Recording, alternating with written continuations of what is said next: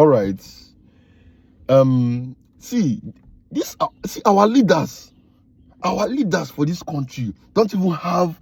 They don't even get. They don't have the. They don't have the interest of the country at heart. Our leaders from A to Z, they don't have the interest of this country at heart. Yes, I said it. There's this video that Tunde posted on his page, and I will be playing this video on my screen. I'll be playing this video on my screen. The leaders of this country don't have the Nigerians at heart. They are just there for their own selfish interests, for their own self and their own family. This, don't forget, this is the day 3 of me not cutting my hair because I won't come out. If once Donato don't come, I don't cut this hair. I just braided this so that it will not be coming down and everything. Our leaders don't. Okay, don't worry. Let me play this video for you. For Nigeria, being designated as the country of particular concern by the United States of America means that the U.S. has determined that the country is engaging in or tolerating specifically severe violations of religious freedom.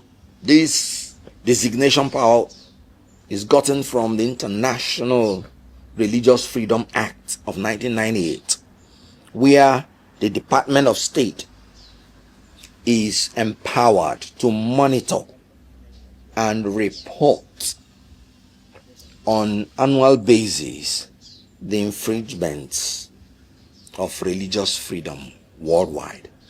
Then the Secretary of State now has the power to designate some countries based on the findings of the annual report as countries of particular concern. I think this should be in section 402B1A of the IRFA of the United States of America. Now, these are the consequences. If America finds that you are now a country of particular concern, they can go into direct engagement. In other words, negotiations. In other words, going to agreements on how you will improve the religious freedom conditions that they will give you. They can go into diplomatic sanctions. That means degrading, as a way of protest, the relationship you have with the United States. Maybe sacking your ambassador, withdrawing ambassadors, degrading that relationship. They can go into economic sanctions, which is limiting aid or limiting trade. Very disgraceful. And that's why you saw Donald Trump at the first time saying Nigeria is designated as a country of particular concern, and this may lead to the sanctions, this may lead to cutting off aids. Now, here is the point. How did Nigeria get to this point? Because America was saying that there is a genocide and the massacring of Christians in Nigeria. This is where I am embarrassed. This is where I say it is disgraceful and shameful that the government's response is not that there is no killing of Christians. The response is that, no. America, you did not even say it as bad as it is. It's not only Christians that are being killed. Even Muslims are killed. Even traditional believers are killed. Even everybody is killed. What a shame that a country, that a government whose duty is to secure the lives and welfare of people are given as a defense that not only Christians are being killed at all, but Muslims, everybody is being killed also. What an international admission of failure on the basic duty of government. So when Donald Trump says, and when Americans say Christians are killed, the government has practically admitted it. That is failure. Because no one person is supposed to be killed in a country without account. One person, the death of one security person, problems. is 100% loss to the family. You can't have two fathers. When your father is dead, he's dead forever. When your son, at times your only child, is dead, he's dead forever. The finality of death should make our governments and our politicians and our leaders to be ashamed that what they are saying is not that Christians are not being killed. Meaning, they're actually telling Americans, sorry, you're not even saying it as bad as it is. What a shame. So, the most important thing is that we have security problems, security challenges, and even the government is not denying it. So, if America says Christians are killed, they are saying the truth. The issue of genocide, Nigeria is a it vast depends country. on who is analyzing it. So you just can't wish it away. Why did I say that? Did you not hear people from Benue saying that some foreign invaders, and I'm talking about the governor of Benue State, Governor Alia, that this massacre of his people are perpetrated by terrorists who are mostly foreign invaders, with the aim of sacking the people from their land, eliminating the people from their land in order to take over their land. What does that mean? So Nigeria is a vast country. So if you want to talk about whether there's genocide or not, it depends on who is talking about it. If you go to Plateau, they're shouting the same thing, that they want to kill everybody, sack everybody from their land in order to take over their land. So what is that? Having said that, I agree that American government should sanction these corrupt politicians, those that have refused to give us free, fair, credible election, those that are orchestrating violence and rigging during election, those that are stealing Nigerian money and housing it abroad, which these foreign governments know, those that are engaging in sponsoring these terrorists, because some people are sponsoring these terrorists. UAE gave us a list one time. Jonathan said he has Boko Haram members in his cabinet. Abacha said if any insecurity lasts more than 24 hours, the government is aware of it. If there is no complicity of people in government, this will not last from 2009. So what I'm saying is that American government has a point. And then Tinubu's incompetence in the way he's handling international relations is even what made this issue worse. At all. The last time I granted an interview to you people, I pleaded with President Bola Tinubu. I said, please, sir, be careful the way you deal with Donald Trump. You can't wish him away. Even in your village, if you have the strongest man and he happens to be behaving in a funny way, you are still needed to use wisdom to know how to deal with him. I pleaded with him. And look at, Donald Trump fired the first tweet, designating Nigeria as a country of particular concern. And then Tinubu fired his own tweet. No, you don't do that with Donald Trump. Not that you're scared of him, no.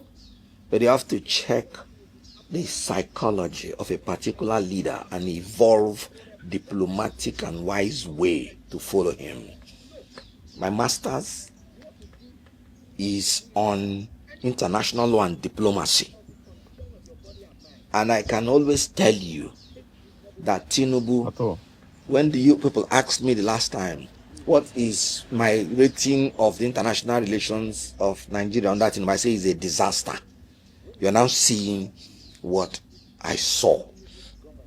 How can you, more than 200 million persons have been pleading with you, President Bola Tinubu, appoint qualified ambassadors to represent Nigeria, especially in these major countries? No.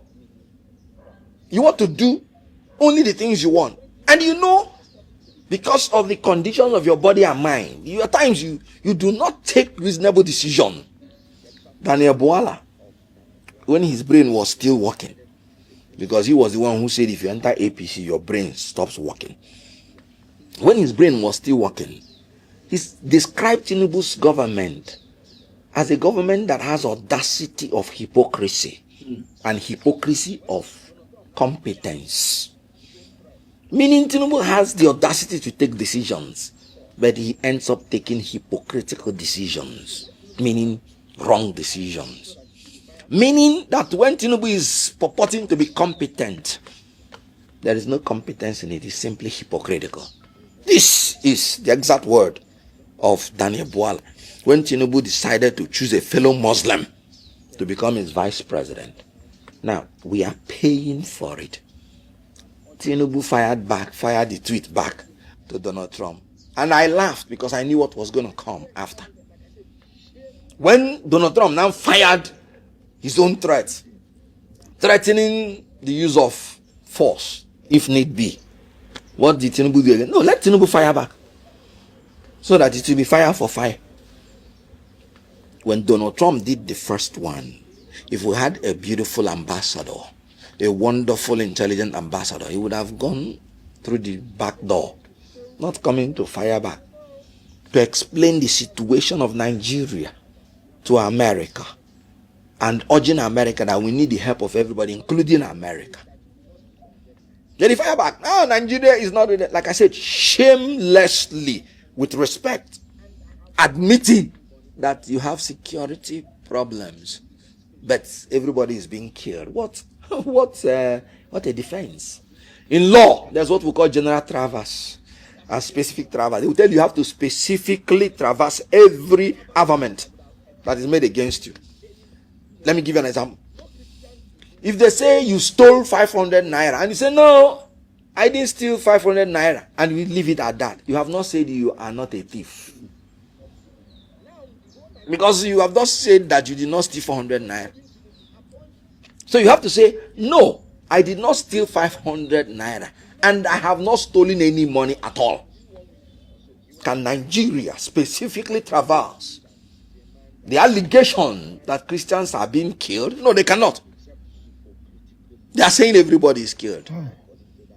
But the real traverse in law that would have exculpated you is saying, no Christians is being killed. Nobody is being killed at all. But we can't say that. So the issue here is that incompetence of Tinubu. Now the whole Nigeria was begging Tinubu, appoint ambassadors. He refused. A tweet by a foreign president is making him now to consider, watch, within 1 week or so, he will appoint the ambassadors. Telling you that this is a man that is reactionary, has nothing to offer Nigerians except hypocritical leadership style, according to Daniel Buala. He said audacity of hypocrisy and hypocrisy of competence. So when Tinubu purports to be competent, we are seeing the result of his incompetence every day. Right from when he was the chairman of ECOWAS, how ECOWAS became fractured. You now have Association of Sahel region countries. Now when he became the chairman of ECOWAS, he threatened to remove the government of another country within 7 days. Now another country is threatening your own country, so that you will understand how incompetent and unwise for you to threaten another country. Now even Chad is closing our border. What is the extent that we can take from the incompetence of a Tinubu and APC government? So what is happening with America designating us and the way it is being handled is crash. I mean, it is complete display of incompetence of a government and hypocrisy. A government that told you that in August they had made all the revenues that they projected to make within a year, cannot appoint ambassadors, cannot pay them. So Nigeria is now left in the hands of competent leaders. Let Tinubu use cotton wool and close the mouth of all those his purported spokespersons before they talk us into trouble. They don't know nothing. They don't know what they are doing. And let Tinubu stop responding so that people of me, we have men in this country, anyone you want, so that they can respond for us. So what happened is that there is an insecurity problem in Nigeria, which Nigeria should work hard to eliminate completely. You do it through